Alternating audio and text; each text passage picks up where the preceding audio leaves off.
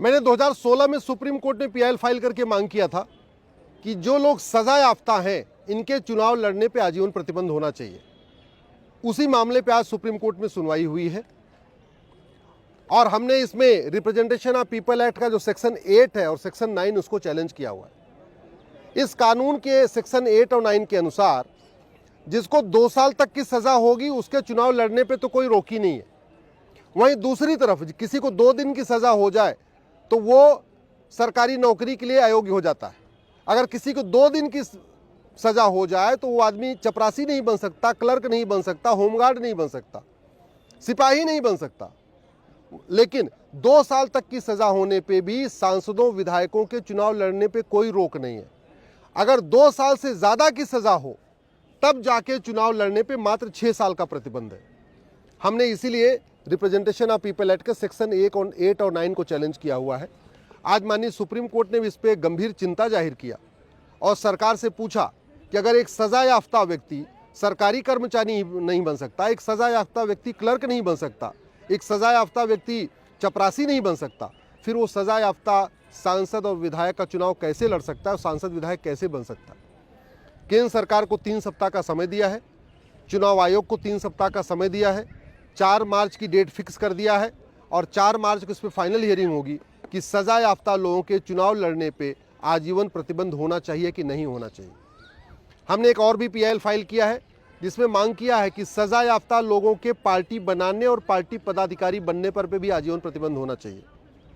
ऐसे बहुत सारे केस हैं झारखंड में, महाराष्ट्र में, तमिलनाडु में, हरियाणा में कि लोगों को सजा हो गई तो चुनाव नहीं लड़ पाए, लेकिन उन्होंने बाकायदा पार्टी बना लिया और पार्टी अध्यक्ष बन के दूसरों को चुनाव लड़वाना शुरू कर दिया।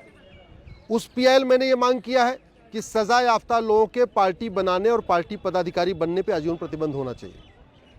एक हमारी तीसरी पीआईएल है जिसमें मैंने कहा है कि जिन लोगों के खिलाफ गंभीर मामलों में चार्ज फ्रेम हो चुका है, हत्या, बलात्कार, मनी लॉन्ड्रिंग, किडनैपिंग, एक्सटॉर्शन, ऐसे गंभीर मामलों में जिनके खिलाफ चार्जेस फ्रेम हो गया है, उनके चुनाव लड़ने पे रोक लगनी चाहिए और उनका मुकदमा जब तक डिसाइड न हो जाए तब तक उनके चुनाव लड़ने पे प्रतिबंध होना चाहिए। तो इस तरीके से कुल चार हमारी याचिकाएं हैं। पहली पिटीशन है कि एमएलए एमपी कोर्ट बने, पूरे देश में एमएलए और एमपी का मुकदमा 1 साल के अंदर डिसाइड हो, उस पर सुनवाई चल रही है। दूसरी पिटीशन है कि जो सज़ा हो जाए उसके चुनाव लड़ने पर आजीवन प्रतिबंध लगे। तीसरी पिटीशन है कि जो सज़ा याफ्ता हैं उनके पार्टी बनाने और पार्टी पदाधिकारी बनने पर आजीवन प्रतिबंध लगे। और चौथी पिटीशन ये है कि जिनके खिलाफ गंभीर मामलों में चार्ज फ्रेम हो गया है, हत्या बलात्कार के मामले में, उनके चुनाव लड़ने पर रोक लगे। आज माननीय सुप्रीम कोर्ट ने काफ़ी इस पर देर तक सुनवाई किया और देर तक सुनवाई करके केंद्र सरकार को अंतिम अवसर दिया है 3 सप्ताह का। मामला 2016 से चल रहा है, लेकिन अभी तक केंद्र सरकार ने स्पष्ट नहीं किया कि वो सजा याफ्ता के जो लोग सजा याफ्ता अपराधी हैं उनके चुनाव लड़ने पर आजीवन प्रतिबंध चाहती है कि नहीं चाहती है। ऐसे इलेक्शन कमीशन ने भी अभी तक स्पष्ट नहीं किया, मामला 2016 से चल रहा है, कि जो सजा याफ्ता है उनके चुनाव लड़ने पर आजीवन प्रतिबंध होना चाहिए कि नहीं होना चाहिए।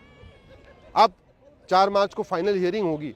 मुझे पूरा विश्वास है कि सुप्रीम कोर्ट कम से कम इस पर एक डिसीजन लेगा और सेक्शन 8 और सेक्शन 9 जो रिप्रेजेंटेशन ऑफ पीपल एक्ट है, इसमें जहां 6 साल का प्रतिबंध है उसको ख़त्म करके उसको आजीवन प्रतिबंध बनाएगा और आने वाले टाइम में सजा याफ्ता लोगों के पार्टी बनाने, चुनाव लड़ने, पार्टी बनाने, पार्टी पदाधिकारी बनने पर आजीवन प्रतिबंध होगा, ऐसे हमें पूरा विश्वास है।